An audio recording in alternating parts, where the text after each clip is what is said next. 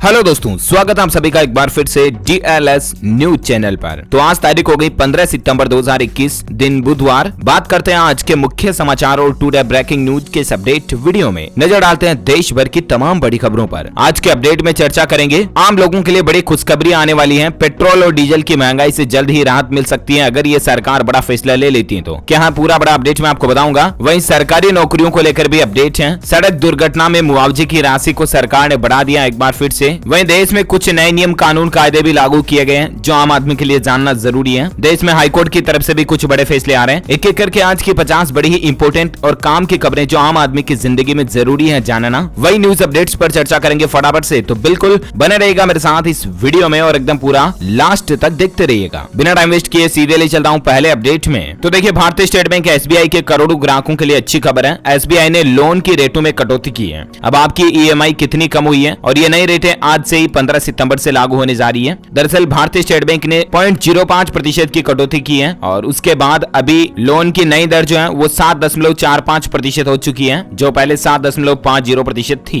Okay, अगला update देखिए दोस्तों। रक्षा मंत्रालय को मिलेंगे 2 नए ऑफिस कॉम्प्लेक्स। PM मोदी आज इनका उद्घाटन भी करने जा रही है। गुरुवार को राष्ट्रीय राजधानी दिल्ली में 2 अलग अलग स्थानों पर रक्षा मंत्रालय के कर्मचारियों के लिए 2 नए कार्यालय परिसर का आज उद्घाटन किया जाएगा, जिसमें 7,000 से ज्यादा कर्मचारियों को नए कार्यालय में काम मिलेगा। वहीं देखिए, प्रधानमंत्री नरेंद्र मोदी 24 सितंबर को अमेरिका वाशिंगटन में क्वाड शिखर सम्मेलन में भी हिस्सा लेंगे। अगले सप्ताह भारत के प्रधानमंत्री अमेरिका की यात्रा पर जाएंगे। वहां पर 24 सितंबर को वाशिंगटन में क्वाड समूह के नेताओं के शिखर सम्मेलन में भारत की ओर से प्रेजेंट होंगे PM मोदी। विदेश मंत्रालय ने इस बात की घोषणा की है। अच्छा, अगला अपडेट देखिए। रिलायंस जियो ने बंद किया अपना सबसे सस्ता 39 रुपए का प्लान। जो मिनिमम रिचार्ज प्लान था जियो का 39 रुपए का, उसको जियो ने बंद कर दिया। अब कम से कम आपको 75 रुपए का प्लान करना ही पड़ेगा। वही देखिए, अच्छी खबर है, आम लोगों को पेट्रोल डीजल की महंगाई से राहत मिल सकती है। सरकार जल्द ही ये बड़ा फैसला ले सकती है और वो ये फैसला दोस्तों की GST काउंसिल की 45वीं मीटिंग 17 सितंबर को होने जा रही है और इसमें सरकार ईंधन को सस्ता करने की तैयारी कर रही है और उम्मीद है कि पेट्रोल डीजल या कोई और ईंधन GST के दायरे में आ सकते हैं। 28% के मैक्सिमम रेट पर भी अगर पेट्रोल डीजल को GST में लेना तो भी इन पर सरकार का राजस्व करीब 1 लाख करोड़ रुपए घटेगा और इससे आम आदमी को बड़ी राहत ये मिलेगी कि पेट्रोल और डीजल जो है ना वो धड़ाम से बहुत ज्यादा सस्ते हो जाएंगे अगर 28% मैक्सिमम GST प्राइस पर भी इनको रखे तो भी। और ऐसे मीडिया रिपोर्ट्स और उम्मीद जताई जा रही दोस्तों की 1 से 2 पेट्रोलियम पदार्थ जो हैं इस 17 सितंबर को होने वाली GST मीटिंग में GST के दायरे में आ सकते हैं। अब उसमें चाहे पेट्रोल डीजल हो या प्राकृतिक गैस CNG वगैरह हो, रसोई गैस हो, LPG वगैरह कुछ भी हो, कुल मिलाकर के आम आदमी को बड़ी राहत मिलेगी। देखते हैं 17 सितंबर को होने वाली GST काउंसिल मीटिंग में क्या कुछ नया फैसला लिया जाता है। जो भी अपडेट आएगा मैं आपको इसी चैनल DLS न्यूज के ऊपर बता ही दूंगा। फिलहाल देखिए आप अगली बड़ी खबर। सरकार ऐसी भी प्लानिंग कर रही है कि कोरोना से जो अनाथ होने वाले बच्चे हैं ना, उनका स्टाइपेंड अभी चिल्ड्रन स्कीम के तहत 2,000 रुपए उनको मिलता है, उसको 4,000 रुपए करने की भी योजना तैयार की जा रही है। PM केयर्स की तरफ से जल्द ही ये ऐलान हो सकता है। जो बच्चे कोरोना के चलते अनाथ हो गए ना, उनको 18 साल तक हर महीने अभी सरकार 2-2 हजार रुपए की मदद दे रही है और 5 लाख रुपए का उनका स्वास्थ्य बीमा है, ठीक है ना। तो उस 2-2 हजार की मदद को बढ़ाकर 4,000 रुपए करने की भी प्लानिंग चल रही है। वहीं ऐसे बच्चों को 23 साल की उम्र होने पर एक मुश्त 10 लाख रुपए भी दिए जाएंगे। तो लेट्स सी आगे और गवर्नमेंट क्या अपडेट लाती है मैं आपको बता दूंगा। अच्छा, किसान आंदोलन जो काफी समय से चल रहा ना, इसका असर क्या देखने को मिल रहा है। देखिए आप, 9,000 छोटे बड़े उद्योग इस आंदोलन के चलते प्रभावित हो रहे हैं, यानी कि 9,000 उद्योगों पर इसका बुरा असर देखने को मिल रहा है और इसीलिए मानवाधिकार आयोग ने एक नोटिस जारी किया केंद्र और 4 राज्य सरकारों को कि आखिर ये क्या चल रहा है, ये किसान आंदोलन इतने टाइम से चल रहा है, क्या कुछ इसकी तैयारियां हो रही है, सरकार इस पर क्या प्लान बना रही है। तो मानवाधिकार आयोग ने गवर्नमेंट को एक नोटिस जारी किया इसको लेकर और 4 राज्य सरकारों को भी किया, जिसमें दिल्ली, हरियाणा, उत्तर प्रदेश और राजस्थान राज्य शामिल है। आपको पता होगा कल ही पंजाब सरकार ने भी कहा था कि इस आंदोलन के चलते हमारे राज्य में आर्थिक नुकसान हो रहा है, किसान भाई लोग दूसरे राज्य में जाकर के आंदोलन करें, तो ये कुछ मसला बन रहा है। इसी बीच अब 9 महीने बाद किसान आंदोलन जो थोड़ा ठंडा पड़ेगा, थोड़ा नरम पड़ेगा, ऐसी भी रिपोर्ट्स आ रही है, क्योंकि सिंगू बॉर्डर पर हाईवे की एक साइड खाली करेंगे किसान भाई लोग। सुप्रीम कोर्ट के आदेश के बाद किसान हटने के लिए तैयार हुए हैं। तो ये कुछ अपडेट चल रहा है। वहीं बड़ी खबर देखिए, सरकार ने राहत दी है। तुअर व उड़द दाल के मुक्त आयात की अवधि को 31 दिसंबर तक बढ़ा दिया। वैसे नॉर्मली दोस्तों सरकार के नियम के मुताबिक कोई भी चीज हम इंपोर्ट करते हैं, आयात करते हैं ना, तो जो आयातक होता है उसको आयात करने के लिए सरकार की ओर से अनुमति या लाइसेंस लेने की जरूरत होती है, राइट। लेकिन तुअर, अरहर और उड़द वगैरह दाल को अब खुले में आयात कर पाएंगे। इसको 31 दिसंबर तक बढ़ा दिया। इसके लिए कोई लाइसेंस वगैरह की जरूरत नहीं पड़ेगी, क्योंकि अभी कोरोना वगैरह का मसला चल रहा, तो इसी के लिए ये फैसला लिया है सरकार ने। अच्छा, अगला अपडेट देखिए, पंजाब सरकार ने 80% तक बढ़ा दिया सैनिकों का मासिक भत्ता।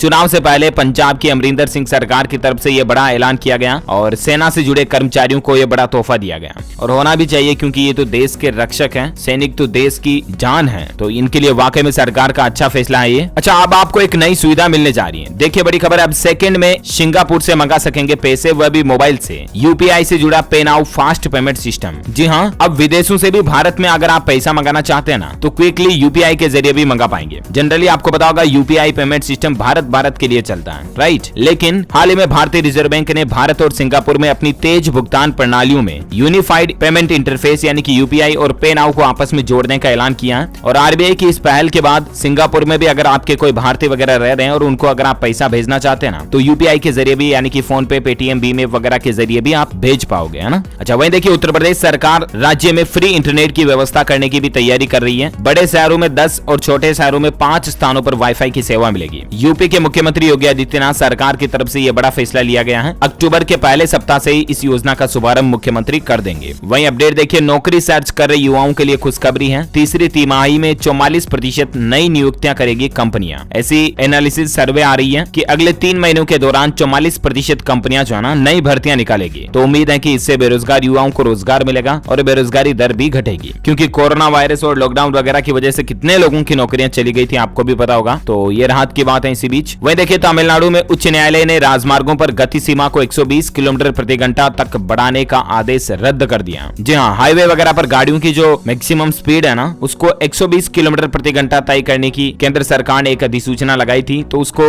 तमिलनाडु उच्च न्यायालय ने रद्द कर दिया, यानी कि स्पीड नहीं बढ़ा सकते हैं, क्योंकि इससे एक्सीडेंटल घटनाएं बढ़ेगी, दुर्घटनाएं बढ़ेगी, है ना। तो इसीलिए मद्रास हाईकोर्ट ने हाईवे पर स्पीड लिमिट को 120 किलोमीटर प्रति घंटा तक बढ़ाने का आदेश जो है रद्द कर दिया। अभी स्पीड लिमिट आपको 100 से अंदर ही रखनी है। वो भी डिपेंड करता है, अलग अलग हाईवेज रोड के अकॉर्डिंग रूल्स अलग अलग होते हैं। नेशनल हाईवे एनएच पर अलग होते हैं, स्टेट हाईवे पर अलग, 4 लेन 6 लेन वगैरह, या रूट कौन सा है, तो उसके अकॉर्डिंग नियमों के अनुसार ही चले, वरना स्पीड लिमिट का चालान भी कर सकता है आपका, है ना। अगला अपडेट देखिए, डिफेंस सेक्टर को आधुनिक और आत्मनिर्भर बनाने के लिए पीएम मोदी ने कुछ नए निर्देश जारी किए हैं, और इसके लिए अलग से टास्क फोर्स भी काम करेगी, ताकि हमारे देश में डिफेंस का जो सेक्टर है ना, उसको एक तो भारत में आत्मनिर्भर बना दिया जाए और टेक्नोलॉजी से भी जोड़ा जाएगा, ताकि हमारी इंडियन आर्मी के पास लेटेस्ट हथियार वगैरह होंगे, भारत की सेना ज्यादा ताकतवर होगी, है ना। वहीं देखिए खबर, किसानों की आमदनी बढ़ाने के लिए सरकार ने बड़ा फैसला लिया, अब सुविधाएं बढ़ेगी। केंद्रीय कृषि मंत्रालय ने 5 MOU साइन किए हैं इसको लेकर। ये देख सकते हैं, अलग अलग कंपनीज के साथ में साझेदारी की है, पार्टनरशिप की है, जिनके नाम और लिस्ट यहाँ पर दी हुई है। और सरकार का ऐसा करने के पीछे मकसद यही है कि किसानों को बेहतर सुविधाएं मिले। केंद्रीय कृषि एवं किसान कल्याण मंत्री नरेंद्र सिंह तोमर ने कहा कि कृषि क्षेत्र के डिजिटलाइजेशन के द्वारा किसानों को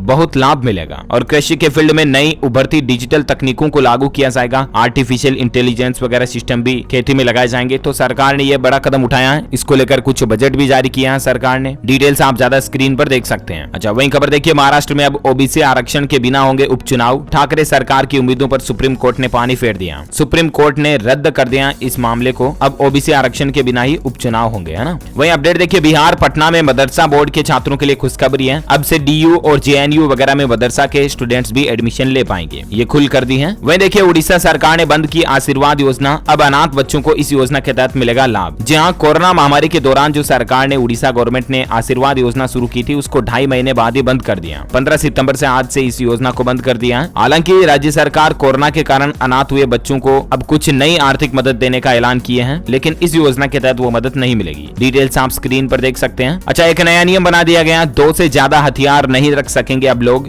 गृह मंत्रालय ने आर्म्स एक्ट में बदलाव किया है, जहाँ मतलब कि चाहे गन हो गई या और कोई भी लाइसेंस्ड हथियार हो गए, 2 से ज्यादा रखने के आम आदमी को अनुमति नहीं होगी। खिलाड़ी समेत अन्य लोगों को, चाहे कोई प्लेयर्स भी हैं, तो भी 2 से ज्यादा हथियार नहीं रख पाएगा। अगर जिनके पास 3 या इससे ज्यादा हथियार हैं, तो उनको आपको अभी जमा कराने के आदेश जारी कर दिए गए हैं, तो तुरंत जमा करा दें, वरना आप पर जुर्माना कार्यवाही हो सकती है। अच्छा, अगला अपडेट देखिए, अब यमुना में नहीं बहेगा दूषित पानी। दिल्ली के अरविंद केजरीवाल सरकार ने सभी विभागों को 3 साल का एक लक्ष्य दिया कि यमुना नदी को साफ सुथरा किया जाएगा। इसके लिए कुछ नए प्रोजेक्ट प्लानिंग तैयारी की जा रही है। वहीं छत्तीसगढ़ सरकार का बड़ा फैसला देखिए, अब दूसरे राज्यों में पढ़ रहे बच्चे भी छत्तीसगढ़ के स्थानीय निवासी माने जाएंगे। इसको लेकर गवर्नमेंट ने परिपत्र भी जारी कर दिया। ये देख सकते हैं कल ही 14 सितंबर को ये सरकार की तरफ से ऑफिशियली निर्देश जारी किया गया है कि मतलब अब दूसरे राज्य के भी अगर कोई स्टूडेंट्स कैंडिडेट्स छत्तीसगढ़ राज्य में पढ़ाई करते हैं ना, तो छत्तीसगढ़ के स्थानीय निवासी माता पिता के अन्य राज्यों में शिक्षा प्राप्त करने वाले बच्चे भी अब छत्तीसगढ़ के स्थानीय निवासी होंगे। अच्छा, एजुकेशन स्टूडेंट्स की जब बातें हो रही तो मैं आपको एजुकेशन से संबंधित कुछ और अपडेट बता देता हूँ। देखिए, अभ्युदय फ्री कोचिंग इंस्टीट्यूट शुरू हो चुका है। उत्तर प्रदेश में IAS और IPS जैसे बड़े एग्जाम की कोचिंग भी अगर आप फ्री में लेना चाहते हैं तो यूपी सरकार ने ये योजना शुरू कर दी है, अभ्युदय फ्री कोचिंग योजना। इसके तहत छात्रों को ऑनलाइन प्रशिक्षित किया जाएगा। बाकी इन एग्जाम्स की कोचिंग की बहुत बड़ी बड़ी फीस होती है, वो अब आपको नहीं देनी पड़ेगी। इसके लिए ऑनलाइन पोर्टल है, ऑफिशियल वेबसाइट abhyuday.up.gov.in पर जाकर के आप फ्री कोचिंग ले सकते हैं रजिस्ट्रेशन करके। ओके,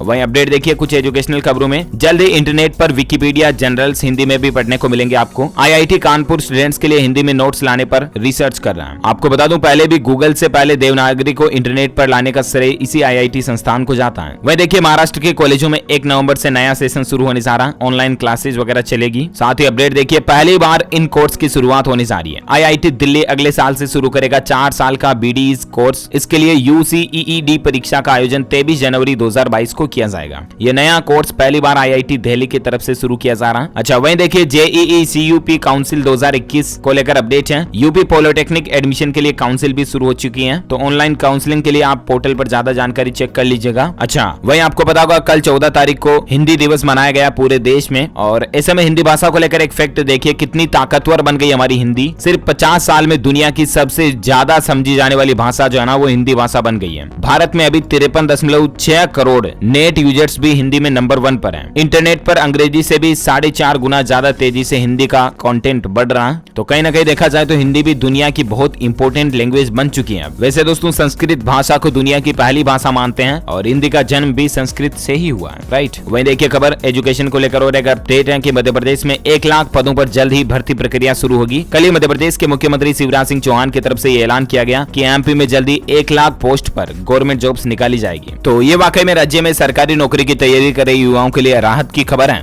अच्छा देखिए अपडेट, हरियाणा में महिला कांस्टेबल भर्ती परीक्षा का एडमिशन कार्ड जारी हो चुका है। 5 जिलों में 18-19 सितंबर को एग्जाम होगा। डिटेल ज्यादा आप इसके बारे में देख सकते हैं स्क्रीन पर। अच्छा वहीं देखिए मध्य प्रदेश के मुख्यमंत्री शिवराज सिंह चौहान की तरफ से यह भी ऐलान किया गया कि SC/ST के जैसे ही जल्द ही सामान्य वर्ग आयोग भी बनाया जाएगा, यानी कि जनरल का भी एक अलग से आयोग बनाया जाएगा। अभी जो अन्य पिछड़ा वर्ग आयोग है ना, उस तरह से सामान्य वर्ग आयोग बनाया जाएगा और उसमें वो नियम तय किए जाएंगे कि आखिर जनरल के लोगों को भी कैसे क्या आरक्षण और सरकारी छूट मिलेगी वगैरह वगैरह, है ना। अच्छा उत्तर प्रदेश में 90,000 युवाओं को जल्द ही नौकरी मिलेगी। यूपी के मुख्यमंत्री योगी आदित्यनाथ ने भी ये बड़ी घोषणा की है। वहीं अपडेट देखिए पूर्वोत्तर राज्यों में पर्यटन को बढ़ावा मिलेगा। केंद्र सरकार ने 200 करोड़ के प्रसाद योजना को मंजूरी दी है। कल ही केंद्रीय पर्यटन मंत्री जी किशन रेड्डी की तरफ से ये अनाउंसमेंट किया गया। पर्यटन की जब बात हो रही है दोस्तों, तो पर्यटकों को लेकर राजस्थान में एक सरकार ने अलर्ट जारी किया कि अब पर्यटकों के साथ दुर्व्यवहार करना भारी पड़ सकता है। विधानसभा में इसको लेकर विधेयक भी पारित हो चुका है। राजस्थान में भ्रमण पर आने वाले पर्यटकों के साथ अगर कोई दुर्व्यवहार करेगा तो उन पर सख्त कार्रवाई होगी। पर्यटकों के साथ गलत व्यवहार करने के खिलाफ कड़ी कार्रवाई की जाएगी और अपराध की श्रेणी में इसको माना जाएगा। गैर जमानती अपराध होगा ये। कोई भी बाहर राज्य का व्यक्ति अगर राजस्थान में घूमने आता है तो उसके साथ हम ज्यादती जबरदस्ती नहीं कर सकते हैं, है ना,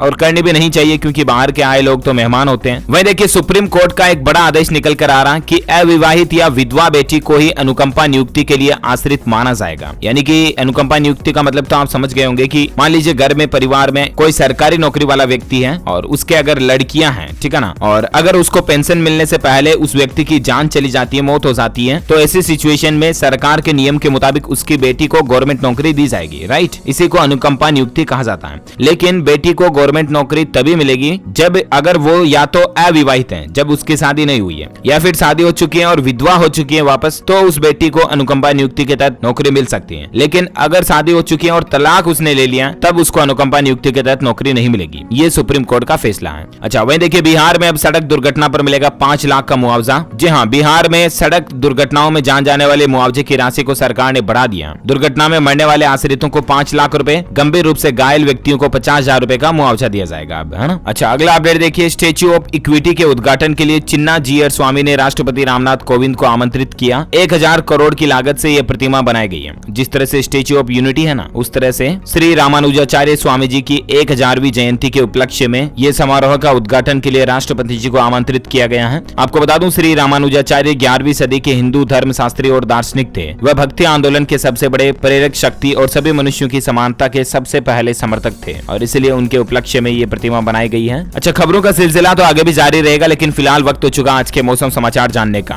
देखिए देश में मौसम के हालात क्या चल रहे हैं। बाढ़ से हालात बेहाल चल रहे हैं। गुजरात में अगले 3 से 4 दिनों में भारी बारिश की संभावना है। मध्य प्रदेश और राजस्थान में भी खूब बादल बरसेंगे। अभी भारी बारिश के कारण गुजरात, महाराष्ट्र सहित कई राज्यों में बाढ़ की स्थिति बनी हुई है। छत्तीसगढ़, गुजरात, महाराष्ट्र, पश्चिम बंगाल, उत्तर प्रदेश, कई राज्यों में कई नदियां खतरों के निशान से भी ऊपर बह रही है। सड़कों पर भी पानी भरने से लोगों का जनजीवन अस्त व्यस्त हो गया। और इसी बीच देख सकते हैं गुजरात के जूनागढ़ में भीषण बारिश से सड़कों गलियों में बाढ़ जैसे हालात बन रहे हैं। वहीं कल ही कुछ दुख भरी घटनाएं हुई। महाराष्ट्र वर्धा नदी में नाव डूबने से 3 शव बरामद हुए। 8 लोगों की तलाश अभी भी जारी है। वहीं हरियाणा में भी अभी 7 दिन मानसून की विदाई नहीं होगी। 16 सितंबर से हरियाणा राज्य में भी बारिश और तेज होगी। राजस्थान में भी 16 सितंबर से मानसून और ज्यादा सक्रिय हो जाएगा और इसके चलते बारिश की गतिविधियां और भी ज्यादा बढ़ जाएगी। वहीं देखिए बाढ़ के कारण खाद्यान्न संकट से चीन भी जूझ रहा और इसके कारण भारत से अब वो अतिरिक्त चावल आयात करेगा। चीन में भी बाढ़ से हालात काफी ज्यादा खराब चल रहे हैं ना। वैसे अभी संपूर्ण भारत का आज 15 सितंबर 2021 का मौसम पूर्वानुमान आखिर क्या कहता है, तो आपको बता दूं अगले 24 घंटों के दौरान उड़ीसा, छत्तीसगढ़, मध्य प्रदेश, गुजरात, दक्षिण पूर्वी राजस्थान, अंडमान निकोबार द्वीप समूह और उत्तर प्रदेश के कुछ हिस्सों में हल्की से मध्यम बारिश की संभावना है। वहीं पश्चिम बंगाल, झारखंड, कोंकण, गोवा, तेलंगाना, तटीय कर्नाटक, केरल, उत्तराखंड, सिक्किम, तटीय आंध्र प्रदेश में भी हल्की से मध्यम बारिश हो सकती है। साथ ही हिमाचल प्रदेश, जम्मू कश्मीर, आंतरिक कर्नाटक, लक्षद्वीप, दिल्ली, पंजाब, हरियाणा, बिहार, राजस्थान के शेष हिस्सों में भी अगले 2 दिन हल्की मध्यम बारिश की संभावना है। ओके, ये रहा आज का वेदर न्यूज अलर्ट। वहीं देखिए सराफा बाजार में सोने चांदी के रेट की बात करें तो आज फिर सोना सस्ता हुआ है। अब 10 ग्राम गोल्ड के रेट क्या चल रहे हैं, तो आपको बता दूं सोने के दाम में 36 रुपए की गिरावट के बाद अभी सोने का रेट 45,888 रुपए प्रति 10 ग्राम चल रहा है। वहीं चांदी में 73 रुपए प्रति किलोग्राम की बढ़ोतरी हुई और उसके बाद अभी चांदी का रेट 61,911 रुपए प्रति किलोग्राम चल रहा है। ओके, अच्छा कोरोना से संबंधित कुछ बड़े अपडेट पर नजर डालते हैं, फटाफट से देखिए। उत्तर प्रदेश में सरकार एक नई पहल शुरू करने जा रही है। अब घर के पास ही टीका लगाएगी वैक्सीन वैन। स्वास्थ्य विभाग शहर व गाँव में 24 वैक्सीन वैन का एक अभियान चलाने जा रहा है और ये दोस्तों मोबाइल क्लिनिक हो जाएगा। ये वैन में वैक्सीन की सुविधा होगी जो आपके घर मोहल्ले तक पहुंच जाएगी, जहां पर आप कोरोना का टीका लगा पाएंगे, है ना। अच्छा वहीं देखिए गुजरात के राजकोट, सूरत समेत 8 बड़े शहरों में अब 25 सितंबर तक नाइट कर्फ्यू को वापस लागू कर दिया सरकार की ओर से। वडोदरा, गांधीनगर, सूरत, राजकोट सहित इन शहरों में जो है ना अब रात 11 बजे से लेकर सुबह 6 बजे तक वापस पाबंदी रहेगी। आज 15 सितंबर से लेकर 25 सितंबर तक के बीच में, है ना। वहीं देखिए अब मिजोरम और पुडुचेरी में भी वापस कोरोना संक्रमण बढ़ रहा है। मिजोरम में 1,500 नए मामले मिले और 300 बच्चे भी कोरोना से संक्रमित पाए गए, जो कि बड़ी ही चिंता की बात है। चीन में भी देखिए इस शहर में वापस कोरोना का कहर फैल चुका है। अब सिनेमाघर, जिम, हाईवे वगैरह को बंद कर दिया, लोगों को भी वापस लॉकडाउन की तरह कैद कर दिया। चीन के दक्षिण पूर्वी प्रांत फुजियान में एक बार फिर से कोरोना फैल गया। वहीं देखिए बिहार में बच्चों को अलग ही तरह की बुखार आ रही है और इस पर अब सरकार जागी है। अब हर दिन मुख्यालय आएगी इलाज की रिपोर्ट और सभी 38 जिलों में सिविल सर्जन को अलर्ट कर दिया गया, क्योंकि बच्चों में इस तरह की इतनी वायरल फीवर आ रही है, इतने मामले ज्यादा बढ़ रहे हैं कि अब स्वास्थ्य विभाग भी चिंता में आ गया। वहीं देखिए केरल राज्य में कोविड-19 की स्थितियों में सुधार को लेकर अब से शनिवार को भी कार्य दिवस होगा। शनिवार को अब छुट्टी नहीं होगी, कार्य दिवस के रूप में मनाया जाएगा। अच्छा डेंगू भी काफी ज्यादा बढ़ रहा है। यूपी, मध्य प्रदेश समेत कई राज्यों में डेंगू बुखार ने भी एक बार फिर से लोगों को चिंता में डाल दिया। हरियाणा, दिल्ली, राजस्थान, केरल, उत्तराखंड, उत्तर प्रदेश, बिहार, मध्य प्रदेश सहित कई राज्य डेंगू से अभी प्रभावित चल रहे हैं और मैंने आपको कई बार बताया भी दिया है, मच्छरों से बचाव करें जितना ज्यादा हो सके, ठीक है ना। वही देखिए मध्य प्रदेश में स्कूलों को राहत दी गई है। पहली से 5वीं तक के स्कूल 20 सितंबर से आधी क्षमता के साथ खुलेंगे और रेजिडेंशियल स्कूलों में 8वीं और 10वीं और 12वीं की क्लास 100% क्षमता से लगेगी। ये मध्य प्रदेश में अब धीरे धीरे स्कूलों को खोलने की प्लानिंग चल रही है। झारखंड में भी 6ठी से ऊपर के सभी स्कूल खुलेंगे। मंदिर और धार्मिक स्थलों को लेकर भी हेमंत सरकार ने यह फैसला लिया कि 50% लोगों को एंट्री की अनुमति दी गई है ना। वही देखिए हिमाचल प्रदेश में अब 21 सितंबर तक स्कूल बंद रहेंगे। सरकार ने 1 सप्ताह के लिए रोक को बढ़ा दिया। टीचिंग, नॉन टीचिंग स्टाफ पहले की तरह आ पाएगा और ऑनलाइन पढ़ाई हालांकि जारी रहेगी। पिछले महीने 10वीं से 12वीं तक के स्कूल खोले गए थे, लेकिन कोरोना केस मिलने के बाद वापस इनको बंद कर दिया गया, ठीक है ना। अच्छा कर्नाटक राज्य में 17 सितंबर को खास कोरोना वैक्सीनेशन अभियान का आयोजन करेगी सरकार। 25 से 30 लाख डोज देने का लक्ष्य रखा है 17 तारीख को, है ना। अच्छा भारत में कोरोना के ताजा आंकड़ों की बात करें तो देखिए पिछले 24 घंटों के दौरान राहत की बात है। 27,400 नए मामले देखे गए, जबकि 280 लोगों की जान गई। एक्टिव केस अभी भारत में 3,44,600 चल रहे हैं। हैं और बाकी कुल मरने वालों की संख्या का आंकड़ा 4,43,000 तक पहुंच चुका है। वही देखिए दोस्तों, कल ही भारत के सिक्योरिटी सिस्टम ने इन 6 आतंकियों को गिरफ्तार किया। ये पाकिस्तान के आतंकी मॉड्यूल है, इनका पर्दाफाश हो चुका है। दिल्ली, महाराष्ट्र और उत्तर प्रदेश से 6 चेहरों को गिरफ्तार किया गया। उड़ीसा में जासूसी करते DRDO के 4 कर्मचारी भी पकड़े गए। ये 6 चेहरे देख सकते हैं आतंक के। अच्छा, देश से जुड़ी कुछ और बड़ी हेडलाइंस न्यूज पर नजर डालते हैं फटाफट से। तो देखिए आप, बच्चा गोद लेने के बाद 2 साल तक देश में रहने की बाध्यता को भी सरकार जल्द ही खत्म कर सकती है। अभी ये नियम है कि अगर कोई किसी बच्चे को एडॉप्ट करता है तो 2 साल तक उसको इंडिया में ही रहना पड़ता है। इस नियम को बदलने जा रही है सरकार। वह देखिए 17 सितंबर को हिमाचल का विधानसभा विशेष सत्र शुरू होने जा रहा है। राष्ट्रपति रामनाथ कोविंद जी उसमें चीफ गेस्ट होंगे, मुख्य अतिथि होंगे और विधायकों को करवाना होगा RT-PCR टेस्ट। वह देखिए बिहार में नीतीश सरकार के मंत्री शाहनवाज हुसैन की बड़ी घोषणा है कि गया में लगेगी सीमेंट और सोलर इंडस्ट्री। अच्छी बात है, इससे लोगों को रोजगार मिलेगा। अच्छा, चुनाव 2022 की तैयारियों के चलते दिल्ली के मुख्यमंत्री अरविंद केजरीवाल 19 सितंबर को उत्तराखंड राज्य जा रहे हैं और फिर वहां कोई बड़ी घोषणा कर सकते हैं। देखिए क्या अनाउंसमेंट आता है, जो भी अपडेट आएगा मैं आपको बता दूंगा DLS न्यूज चैनल पर। छत्तीसगढ़ सरकार की बड़ी पहल देखिए, छत्तीसगढ़ राज्य में बैडमिंटन अकादमी की शुरुआत होगी। मुख्यमंत्री भूपेश बघेल ने ये बड़ी घोषणा कर दी है। अच्छा, वहीं देखिए दोस्तों, उत्तर प्रदेश में इलाहाबाद हाईकोर्ट का बड़ा फैसला है। सरकारी सहायता प्राप्त स्कूलों के अध्यापकों को भी पेंशन पाने का पूरा हक है, उनको भी पेंशन मिलती रहेगी। अच्छा, पंजाब में सरकारी बसों का जो चक्का जाम चल रहा था इतने दिनों से, वो खत्म हो चुका है। सरकार से बैठक करने के बाद अब 29 सितंबर तक कॉन्ट्रैक्ट कर्मचारियों की हड़ताल रुक चुकी है। रोडवेज कर्मचारी वगैरह जो हड़ताल कर रहे थे ना, वो वेतन में 30% बढ़ोतरी पक्की कर दी है। नौकरी पक्की पर 1 सप्ताह में इस पर फैसला होगा। बसें आज से चलना शुरू हो जाएगी। वहीं देखिए केंद्र सरकार का एक बड़ा फैसला है। MSP पर धान खरीद से पहले किसानों की जमीन के रिकॉर्ड की भी जांच होगी। अब MSP पर धान खरीदने से पहले मतलब जमीन वगैरह की जांच की जाएगी, उसके बाद ही फसल सरकार द्वारा खरीदी जाएगी। ओके, तो इस कड़ी में आज दिन भर की तमाम बड़ी खबरें, मुख्य समाचार, टुडे ब्रेकिंग न्यूज का अपडेट वीडियो यहीं फिनिश होता है। और हाँ, मैं आपको बता दूं, आप हमारी DLS न्यूज टीम की तरफ से एक सरप्राइज गिफ्ट जीत सकते हैं इस सवाल का जवाब देकर कि दोस्तों कोई 3 मच्छर जनित बीमारियों के नाम बताइए, यानी कि वे बीमारियां जो मच्छरों के काटने से फैलती हैं, ऐसी 3 डिजीज के नाम बताइए। जो लोग इसका सही जवाब इस वीडियो के नीचे कमेंट बॉक्स में देंगे ना, वो रैंडमली सेलेक्ट होने पर जीत सकते हैं आप हमारी DLS न्यूज टीम की ओर से एक शानदार ब्लूटूथ हेडसेट आपको जीतने का मौका मिलेगा, जो कि रैंडमली सेलेक्ट होने पर आपके घर गिव अवे के रूप में पहुंचा दिया जाएगा। इसी के साथ अगर आपको वीडियो अच्छा लगा तो लाइक कीजिए, शेयर कीजिए अपने दोस्तों के साथ फेसबुक और व्हाट्सएप पर। और हाँ, आप हमारे चैनल DLS न्यूज को सब्सक्राइब करके बेल आइकन जरूर दबा देना, ताकि आपको रोजाना की ताजा खबरें और काम के न्यूज अपडेट तुरंत आपके मोबाइल पर मिलते रहेंगे। ओके, ख्याल रखना अपने आप का, अपने परिवार का। मिलेंगे अगले नेक्स्ट अपडेट में, तब तक के लिए thank you, take care, good bye, जय हिंद, जय भारत, वंदे मातरम।